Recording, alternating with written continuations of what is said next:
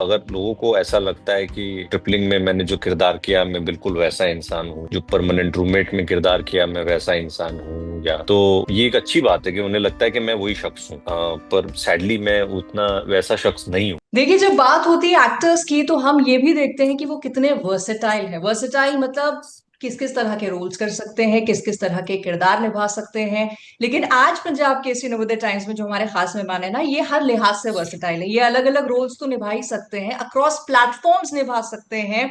सिर्फ ये हमारे टेलीविजन तक सीमित नहीं है, ये थिएटर में भी बहुत माहिर है। और सिर्फ पर्दे के आगे नहीं, ये पर्दे के पीछे भी कमान अब संभालने लगे हैं। बात कर रही हूँ one of my personal favourites, versatile Sumit Vyas की, जिन्हें मोस्ट रिसेंटली मैंने देखा डिटेक्टिव शेरदिल में। अगर आपने नहीं देखी है, जाके प्लीज उसे देखिए। एंड ढेर सारी सुमित से बातें करेंगे about his experience, about future plans. लेकिन सबसे पहले Sumit, a warm warm welcome on our platform. Thank you so much. Pleasure to have you, क्योंकि बड़ा मजा आता है। आप जितने भी किरदार करते हैं, वल्नरेबल वाले प्ले करते हैं या नेगेटिव शेड्स प्ले करते हैं, अच्छा लगता है देखने में कि किस तरह से कैरेक्टर्स को आप पोर्ट्रे करते हैं। So thank you for that. Thank you so much. It's very warm, very sweet of you to say all these things. बहुत बहुत शुक्रिया। क्या रिस्पॉन्स है, किस तरह का आपको फीडबैक मिल रहा बहुत अच्छा फीडबैक मिल रहा है। ये रवि जो हमारे डायरेक्टर हैं उनकी पहली फिल्म है, और हम सब we wish him well. And I think 3 एक साल पहले हमने ये फिल्म बनाई थी। We were waiting for the right time and right opportunity to release it. So we are just glad that the film is out and people are watching it and liking it. And it's a very fun, light film. That was the whole point of the film. So yeah, I'm very happy for the film. है? Right. और आपके काम के लिए हमेशा compliments आपको मिलते हैं। यहाँ पर भी योर कैरेक्टर एज अंगद भट्टी लोगों को पसंद आ रहा है। टॉप जी। कमेंट्स, कॉम्प्लीमेंट्स जिनको देख के चेहरे पे बड़ी खुशी आ गई हो सुमित, कौन से रहे? मेनली आई मीन लोगों ने इस बात को अप्रिशिएट किया कि जनरली मैं जिस किस्म के किरदार करता हूँ उससे थोड़ा अलग किस्म का किरदार मैंने निभाया और निभा पाया, और उन्हें पसंद आया, वो कन्विंसिंग लगा लोगों को। तो ये जनरली मुश्किल होता है खासकर एक्टर्स के लिए। अगर वो एक कोई चीज करते हैं और अगर वो चल जाती है तो बार बार उन्हें उसी चीज के लिए बुलाया जाता है अमूमन। हाँ। तो उनके लिए उतना मुश्किल हो जाता है वो मोल्ड तोड़ पाना। तो मैं ये मोल्ड तोड़ पाया, ये बड़ी खुशी की बात है मेरे लिए। और यही रीजन था कि आप मोल्ड तोड़ पाएंगे कैरेक्टर करके, कि आप ऑन बोर्ड आए, या कुछ और रीजन रहा कहानी को चुनने का? ये भी एक रीजन था, बड़ा रीजन था मुझे। जनरली अगर आप एक्टर हैं तो आपके लिए पूरा ट्रिप ही वो है कि आप जैसे खुद हैं, जो आपका व्यक्तित्व है उससे अलग कुछ कुछ अलग बन जाए। इसलिए एक्टर बनते हैं। मैं इसलिए बना हूं क्योंकि मैं खुद से शायद खुश नहीं हूं, इसलिए मैं हमेशा कुछ और बन जाना चाहता हूं। तो अगर आप वही रोल करते रहेंगे जो आपकी पर्सनैलिटी का एक वर्जन है तो फिर आपके लिए उतना मजेदार नहीं होता। मजेदार हम्म। तब होता है जब आप एक ऐसा किरदार निभाएं जो आपसे बिल्कुल विपरीत है, दूर दूर तक आप जैसा नहीं है। ना उसका रहन सहन, खान पान, उसका इकोनॉमिक स्टेटस, सोशल स्टेटस, कुछ भी आप जैसा नहीं है। उसके वांट्स, उसके डिजायर्स बिल्कुल आपसे अलग हैं। तो उस किस्म के किरदार करने में आपको ज्यादा मजा आता है। हम्म। ज्यादा रिस्की होता है वो, ज्यादा उसमें आपको सोचना पड़ता है, पर उसी में मजा है। बट कंफर्ट जोन से बाहर जाके ऐसा कैरेक्टर प्ले करना जिसकी मैनरिज्म्स, जिसके लाइफस्टाइल आपसे मैच नहीं करते, अगर अंगद की यहाँ पर बात करें, चैलेंजिंग है एज एन एक्टर। और आपको कहीं ना कहीं ये भी दिखाने का मौका मिलता है कि ये भी मेरा क्राफ्ट है। हाँ हाँ बिल्कुल, बल्कि यही मेरा क्राफ्ट है। अगर लोगों को ऐसा लगता है कि ट्रिपलिंग में मैंने जो किरदार किया मैं बिल्कुल वैसा इंसान हूँ, या जो परमानेंट रूममेट में किरदार किया मैं वैसा इंसान हूँ, या तो ये एक अच्छी बात है कि उन्हें लगता है कि मैं वही शख्स हूँ। पर सैडली मैं उतना वैसा शख्स नहीं हूँ।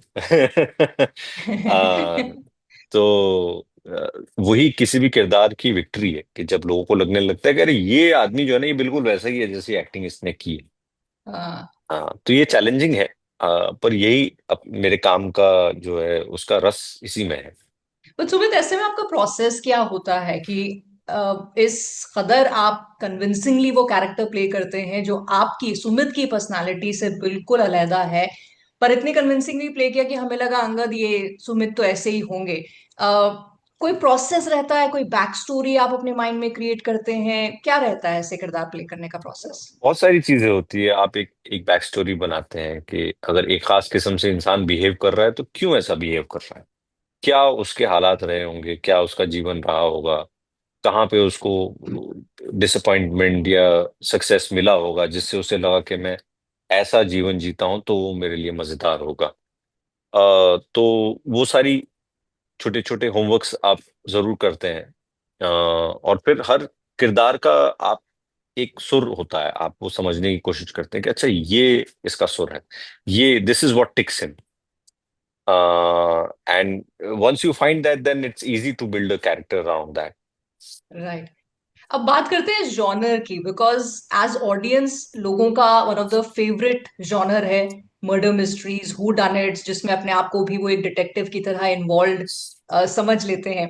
फिर एक है उस जॉनर का हिस्सा बनना। सुमित, आपका कितना फेवरेट है ये जॉनर, एंड देन वो एक्सपीरियंस कैसा रहा उसका हिस्सा बनना? मुझे बहुत पसंद है हूडनेट ड्रामास जो है।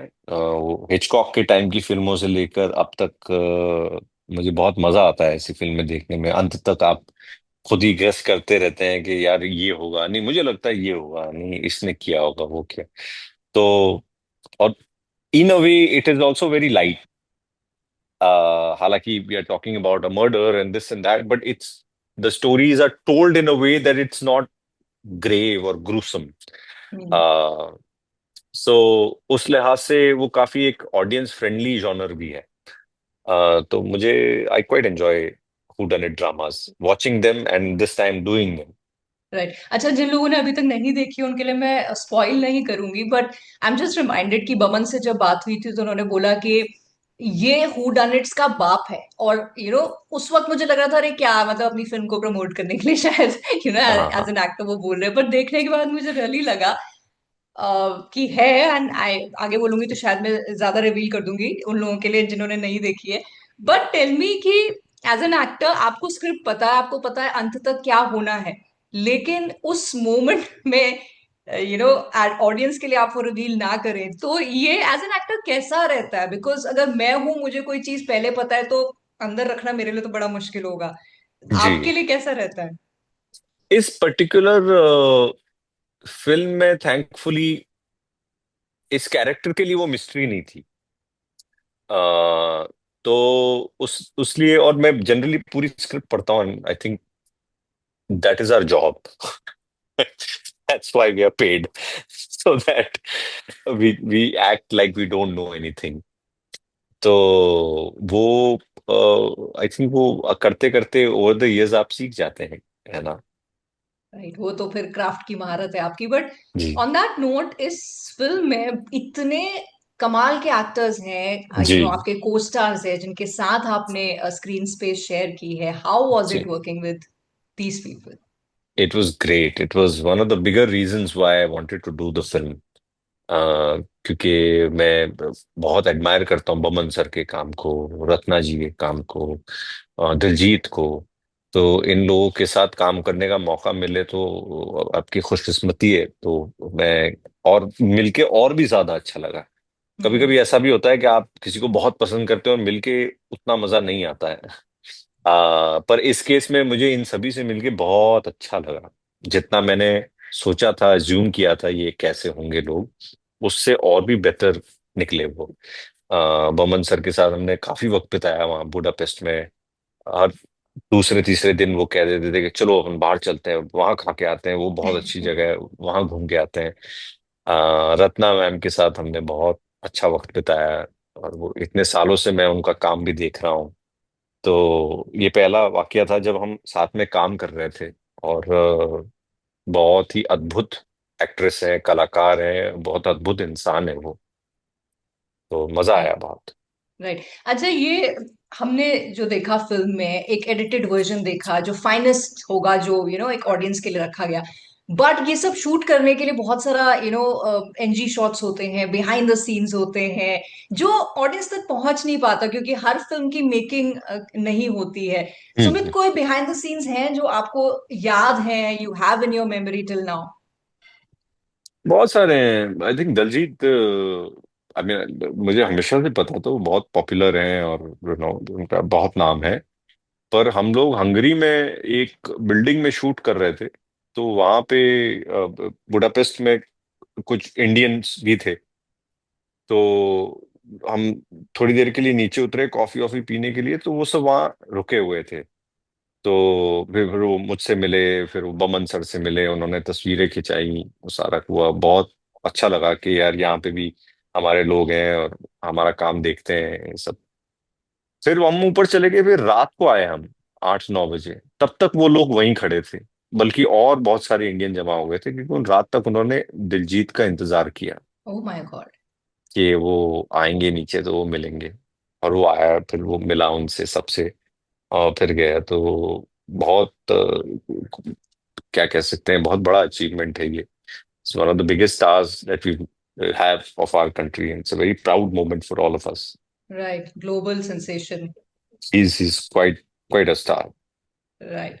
और एज एन एक्टर इतने वेरिड एक्सपीरियंसेस आप लोग इकट्ठा करते हैं, इतनी जगह शूट करते हैं, इतने लोगों से मिलते हैं, इतना अप्रिसिएशन लोगों का मिलता है। और आपने सुमित स्पेशली, क्योंकि कोई प्लेटफॉर्म नहीं है, हम टीवी की बात करें, ओटीटी की बात करें, फिल्मों की बात करें, थिएटर की, जैसे मैंने शुरू में कहा, जी। माध्यम अलग अलग है लेकिन एंड गोल ऑडियंस को एंटरटेन करना ही है। बट सुमित, आप कोई फर्क महसूस करते हैं इन प्लेटफॉर्म्स में? नहीं, I mean as an actor you are acting, so beyond the point ऐसा कोई आपके स्किल सेट में कोई फर्क नहीं आता है। मतलब अगर आप एक आर्किटेक्ट हैं तो अब एक आर्किटेक्ट हैं आप, चाहे वो ऑफिस की बिल्डिंग बनाए या एक छोटा सा कुटिया बनाए, आपका काम वही रहने वाला है। तो मेजरली मैकेनिक सेम ही रहते हैं। अलग अलग कहानियां होती है, उसमें अलग अलग काम होता है। तो वो हम्म। कहानी चाहे वो थिएटर में हो चाहे वो वेब सीरीज में हो, उस किरदार की अपनी अपनी रिक्वायरमेंट होती है। तो वो अलग होती है। और फिर उसमें माध्यम मैटर नहीं करता। ऐसा नहीं है कि वेब सीरीज में मैं एक खास किस्म से एक्टिंग करूंगा और फिल्म में मैं एक खास किस्म से एक्टिंग करूंगा। ऐसा तो हो नहीं सकता। मैं वैसा ही करूंगा जैसा मैं मुझे करना चाहिए। राइट। आ, हाँ, थिएटर और कैमरा में एक जरा सा अंतर ये है कि थिएटर में आप अपनी बात दर्शकों तक पहुंचाते हैं। ये आपकी जिम्मेवारी है कि उन्हें सब कुछ सुनाई दे, दिखाई दे। और कैमरा जो है वो आप तक आता है। तो कैमरा की जिम्मेवारी होती है कि आप जो भी कर रहे हैं, चाहे धीरे भी बोल रहे हैं, थोड़ी सी आंख भी हिला रहे हैं, तो वो सारा कैप्चर करें। कैप्चर करे। ये राइट। एक मेजर टेक्निकल डिफरेंस है इन दोनों चीजों में। उसके अलावा तो सब सेम ही है।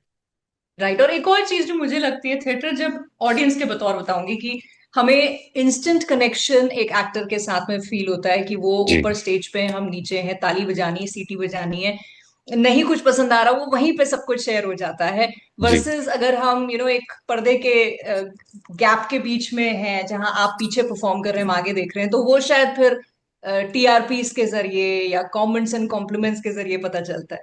जी। जी। जी। जी। जी, थिएटर में उसी समय महसूस होता है। इनफैक्ट थिएटर में मुझे लगता है कि एक वक्त पर ऑडियंस और artist they become one. Hmm. If it is a good play and if they are really into it, then it's like you're sharing this energy together. If right. I'm feeling something, they're feeling something. If I feel funny, they find it funny. Right. So if I feel sad, they cry. So it's an instant connection that you feel with a few 100,000 unknown people. True. So that's why that experience is superior, I feel, as opposed to camera, where it's a very, उस समय के लिए आप वो महसूस कर रहे हैं और उसके बाद you don't know how it is going to turn out. Hmm. Sometimes जैसा आप सोचते हैं उससे और बेहतर वो निकल के आता है म्यूजिक वगैरह के साथ, और कभी कभी आप जैसा सोचते हैं उससे बहुत खराब निकल के भी आता है। तो करेक्ट। वो आपके हाथ में नहीं है। Right. So this brings me to my last question. इसके दो पार्ट हैं। एक्टर भी हैं आप, और अब डायरेक्टर की कमान भी संभाल ली है, तो बतौर हम्म। एक्टर किस तरह की कहानियों का हिस्सा आप बनना चाहते हैं? और बतौर डायरेक्टर जब आप कमान संभालते हैं, कौन सी कहानियां हम तक पहुंचाना चाहते हैं? बतौर एक्टर